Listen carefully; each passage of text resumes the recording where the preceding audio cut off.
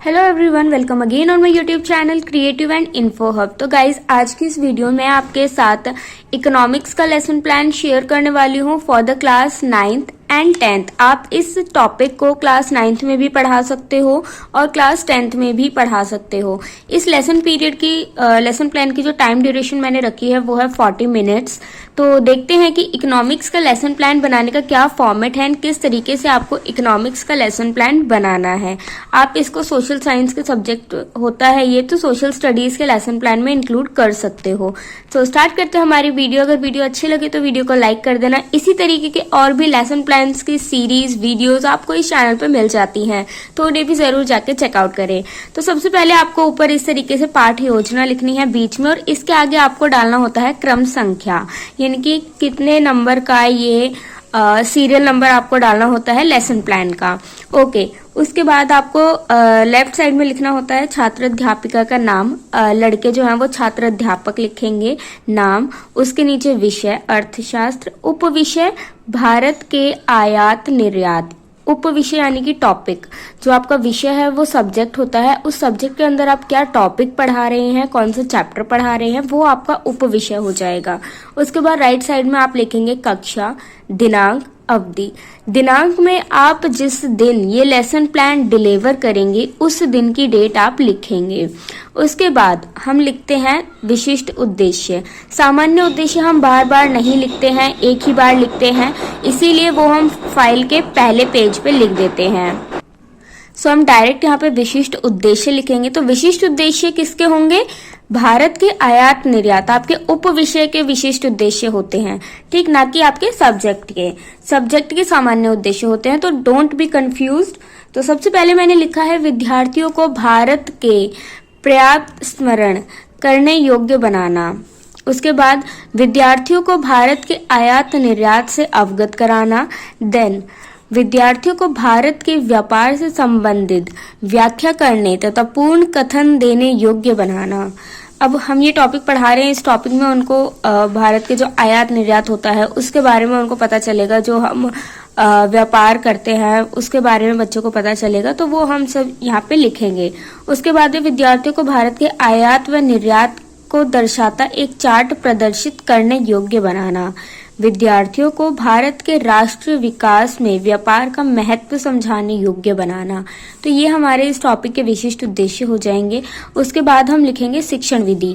शिक्षण विधि यानी कि मेथडोलॉजी। आप इस टॉपिक को पढ़ाने के लिए किस मेथड का यूज कर रहे हो वो होती है शिक्षण विधि या फिर मेथडोलॉजी। तो इसमें मैंने लिखा है व्याख्यान विधि, प्रश्नोत्तर विधि और प्रदर्शन विधि। देन सहायक सामग्री यानी कि TLM। आप इस टॉपिक को पढ़ाने के लिए किस TLM का यूज कर रहे हो, किसी चीज का यूज कर रहे हो, जैसे ब्लैक बोर्ड हो गया, कोई चार्ट आपने बनाया है तो वो आपका TLM हो जाता है। तो वो आप यहाँ पे लिखते हो, जैसे मैंने लिखा है श्यामपट्ट, चार्ट, संकेतक। उसके बाद हम लिखते हैं पूर्व ज्ञान, कि बच्चों को उस टॉपिक से रिलेटेड पहले कितनी नॉलेज है। विद्यार्थियों को भारत के प्रमुख उद्योगों की सामान्य जानकारी होगी। उसके बाद हम प्रस्तावना लिखते हैं, या फिर हम इसको लिख सकते हैं पूर्व ज्ञान परीक्षण। अब हम कैसे चेक करेंगे कि बच्चों को पहले से कितनी नॉलेज है? तो यहाँ पे हम टीचर जो है वो बच्चों से कुछ क्वेश्चंस पूछती है, जिसके लिए आपको उसकी हेडिंग डालनी होती है प्रस्तावना या फिर पूर्व ज्ञान परीक्षण, जिसमें आपको इस तरीके से 3 कॉलम्स बनाने होते हैं। तो पहला क्वेश्चन छात्र अध्यापिका पूछती है कुछ विकसित देशों के नाम बताइए। देन बच्चे आंसर करेंगे Japan, France, America, etcetera etcetera. उसके बाद सेकंड क्वेश्चन बच्चे से हम पूछ सकते हैं कि क्या भारत विकसित देश की श्रेणी में आता है? तो बच्चे बोलेंगे हाँ मैम। देन उसके बाद थर्ड क्वेश्चन जो है हमारा वो है किसी दूसरे देश से उत्पादित वस्तु को मंगाने तथा अपने देश से उत्पादित वस्तु किसी दूसरे देश में भेजने क्या कहलाता है? तो बच्चों को ये नहीं पता होगा, तो ये हो जाएगा समस्यात्मक प्रश्न। इसी प्रश्न को कनेक्ट करते हुए अब हम आगे चलेंगे और अपने क्लास में अपने टॉपिक की अनाउंसमेंट करेंगे। तो ये आ जाएगा उद्देश्य कथन, कि बच्चों आज हम सब भारत के आयात निर्यात के बारे में अध्ययन करेंगे। और यहाँ से आपकी एक्चुअल क्लास स्टार्ट होती है। अब आपके आता है प्रेजेंटेशन यानी कि प्रस्तुतिकरण। आप इस टॉपिक को किस तरीके से पढ़ाओगे उसका आप पूरा यहाँ पे प्रेजेंटेशन बनाओगे। तो सबसे पहले इसमें आपको टेबल बनानी होती है, जिसमें पहली टेबल होती है क्रम संख्या की, दूसरी होती है शिक्षण बिंदु की, एंड देन आपकी होती है सहायक विधि की कि आप कौन सा मेथड यूज कर रहे हो, एंड देन कक्षा कक्ष क्रियाकलाप, जिसमें हम teachers activity and student activity दोनों को इंक्लूड कर लेते हैं। एंड इधर आता है शाम पट्ट कार्य। आप चाहें तो शाम पट्ट कार्य जो आपका है आप उसे इसी में कक्षा कक्ष क्रियाकलाप में ही यहाँ पे बीच में लगा सकते हैं ब्लैक बोर्ड, और यहाँ पे आप मूल्यांकन भी कर सकते हैं, बट इट्स योर चॉइस, गलत कोई भी फॉर्मेट नहीं होगा। तो सबसे पहले हम, क्योंकि व्यापार के बारे में बात करें तो ऑब्वियसली हम बताएंगे कि व्यापार क्या होता है। तो प्रश्नोत्तर विधि का यूज करते हुए छात्र अध्यापिका पूछेंगी, विकासात्मक प्रश्न है कि भारत के कुछ प्रमुख व्यवसाय बताइए। तो बच्चे आंसर करेंगे सूती उद्योग, मशीनरी आदि। उसके बाद टीचर पूछेगी कि व्यापार किसे कहते हैं, तो बच्चों को नहीं पता होगा, इसीलिए बच्चे अपने अपने उत्तर देंगे। उसके बाद सेकंड जो हमारा पॉइंट है वो है व्यापार का अर्थ व स्पष्टीकरण। तो यहाँ पे हम व्याख्यान विधि का यूज करते हुए छात्र अध्यापिका बताएगी कि आर्थिक लाभ अर्जित करने के लिए वस्तुओं और उत्पादों का किया जाने वाला व्यवसाय व्यापार कहलाता है। एक देश के भीतर होने वाला व्यवसाय आंतरिक या घरेलू व्यापार होता है। तो यहाँ पे हमने व्यापार क्या होता है उसके बारे में बात कर ली, देन हमने घरेलू व्यापार क्या होता है उसके बारे में भी हमने बात की है, तो उसके लिए हमने यहाँ पे अलग से पॉइंट उसको मेंशन किया है। देन शाम पट्ट कार्य वाले कॉलम में हमने ब्लैक बोर्ड पे हम जो भी लिखेंगे उसको हमने यहाँ पे लिखा है कि हमने ऐसे फ्लो चार्ट में बताया है, जो भी हमने वर्बली बच्चों को बताया। उसके बाद सारे बच्चों के ध्यान से सुनेंगे तो ये उनकी स्टूडेंट्स एक्टिविटी हो जाएगी। देन हमने घरेलू व्यापार की बात कर ली, अब हम बात करेंगे अंतर्राष्ट्रीय व्यापार के बारे में कि अंतर्राष्ट्रीय व्यापार क्या होता है। तो छात्र अध्यापिका बताएंगे कि दो या दो से अधिक देशों के बीच होने वाला व्यवसाय अंतर्राष्ट्रीय व्यापार कहलाता है। फिर उसके बाद दो या दो देशों से अनेक देशों के बीच अंतर्राष्ट्रीय व्यापार की आवश्यकता मुख्यतः उत्पादन एवं उपयोग में प्रादेशिक विभिन्नताओं के कारण होता है। तो ये भी हमने बता दिया। हम ब्लैक बोर्ड पे क्या हेडिंग होगी इस टाइम, घरेलू व अंतर्राष्ट्रीय व्यापार की परिभाषा, तो वो भी हमने यहाँ पे लिख दिया।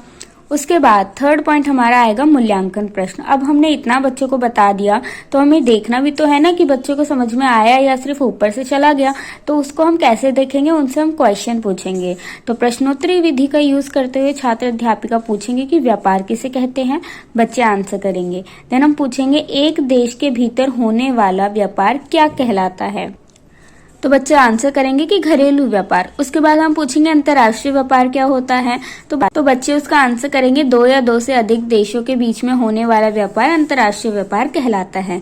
उसके बाद हम फोर्थ पॉइंट पे आते हैं भारत का आयात। यहाँ पे हम व्याख्यान विधि का यूज करते हुए छात्र अध्यापिका समझाएंगी कि जब एक देश में दूसरे देश से उत्पाद व वस्तु मंगाई जाती है तो वह क्रिया आयात कहलाती है, अर्थात किसी दूसरे देश से अपने देश के लिए वस्तुएं मंगाना आयात होता है। आयात जल, थल, वायु तीनों मार्गों से हो सकता है।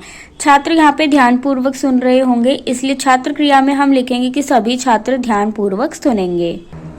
देन फिफ्थ हमारा है भारत में आयात की जाने वाली प्रमुख वस्तुएं। यहाँ पे हम एक चार्ट का यूज कर रहे हैं और ये मैंने यहाँ पे चार्ट का छोटा सा मिनिएचर बनाया है, जिसमें मैंने इस तरीके से फ्लो चार्ट बनाया है। आप जो भी टीएलएम यूज कर रहे हैं उसका मिनिएचर एक आपको लेसन प्लान में लगाना है। तो यहाँ पे मैंने लिखा है भारत में खनिज तेल सऊदी अरब से, दवाइयाँ ब्रिटेन से और कपास पेरू से आयात किया जाता है। उसके बाद हम सिक्स्थ हमने पूछा है बोधात्मक प्रश्न, किसके लिए, मूल्यांकन के लिए। प्रश्नोत्तरी विधि का यूज करेंगे। छात्र अध्यापिका पूछती है आयात किसे कहते हैं, आयात किन मार्गों से होता है और सऊदी अरब से किन वस्तुओं का आयात किया जाता है। उसके बाद सेवंथ पॉइंट मैंने यहाँ पे लिखा है भारत के निर्यात। प्रश्नोत्तरी विधि का अगेन हम यहाँ पे यूज करते हुए छात्र अध्यापिका पूछेंगी दूसरे देश से उत्पादों को मंगाना क्या कहलाता है, बच्चे आंसर करेंगे आयात। देन हम पूछेंगे निर्यात किसे कहते हैं, तो बच्चों को नहीं पता होगा। तो अब छात्र अध्यापिका उन्हें बताएंगी कि जब एक देश से दूसरे देश अब वस्तुएं या उत्पाद भेजे जाते हैं तो वह निर्यात कहलाता है। भारत में अनेक वस्तुओं व उत्पादों का निर्यात किया जाता है। यह जल, वायु तीनों मार्गों से होता है। तो ब्लैक बोर्ड पे हेडिंग इस टाइम होगी आयात और निर्यात। ओके, देन 8th हमने लिखा है भारत के प्रमुख निर्यात। जैसे हमने पीछे बात की थी कि भारत में प्रमुख आयात क्या है, उसी तरीके से यहाँ पे एक और चार्ट मैंने बनाया है जिसमें मैंने भारत के प्रमुख निर्यात के बारे में बात की है, जिसमें मैंने ऐसे चार्ट का छोटा सा मिनिएचर लगाया है। देन नेक्स्ट हमारा है मूल्यांकन। प्रश्नोत्तरी विधि का यूज करते हुए छात्र अध्यापिका पूछेंगे कि निर्यात किसे कहते हैं। देन भारत में कौन कौन से खनिज पाए जाते हैं, बच्चे उसका आंसर करेंगे। देन उसके बाद है निर्यात की जाने वाली वस्तुएं। भारत से कौन कौन सी वस्तुएं निर्यात की जाती हैं, उसके लिए मैंने TLM का यूज किया है, जिसमें मैंने इस तरीके का चार्ट बनाया है। सो आप भी इस तरीके का चार्ट बना सकते हैं। श्याम पटकारे में मैंने इस तरीके से यहाँ पे ये लिखा है अस्यक एवं खनिज। फिर उसके बाद निर्यात किस किस चीजों का किया जाता है, देन कृषि से संबंधित चीजों का, मछली व मांस का, इंजीनियरिंग वस्तुओं का, हस्तशिल्प वस्तुओं का। तो इस तरीके से मैंने एक टॉपिक में क्लास में बहुत सारी चीजों को कवर कर लिया है। तो हमारा टॉपिक तो यहाँ पे खत्म हो गया, लेकिन अब हम एक बार रिकैप्चुलेट करेंगे कि बच्चों को एक बार दोबारा से रिवाइज कराएंगे। तो उसकी हम हेडिंग डालते हैं पुनरावृत्ति, इंग्लिश में हम इसको रिकैप्चुलेशन बोलते हैं। तो सबसे पहला क्वेश्चन मैंने लिखा है व्यापार की परिभाषा बताइए। सेकेंड है अंतर्राष्ट्रीय व राष्ट्रीय व्यापार को स्पष्ट करें। थर्ड है भारत के प्रमुख आयातों के नाम बताइए। इसके बाद हम लिखेंगे गृह कार्य, आप इसको अधिगम विस्तार भी बोल सकते हैं। तो इसमें मैंने लिखा है कि भारत की आयात निर्यात व्यवस्था में और क्या क्या परिवर्तन किए जा सकते हैं जिससे भारत की अर्थव्यवस्था का विकास हो। आप अपने शब्दों में सोचकर लिखिए। तो इससे बच्चों की थिंकिंग कैपेसिटी डेवलप होगी, बच्चों के सोचने का तरीका विकसित होगा।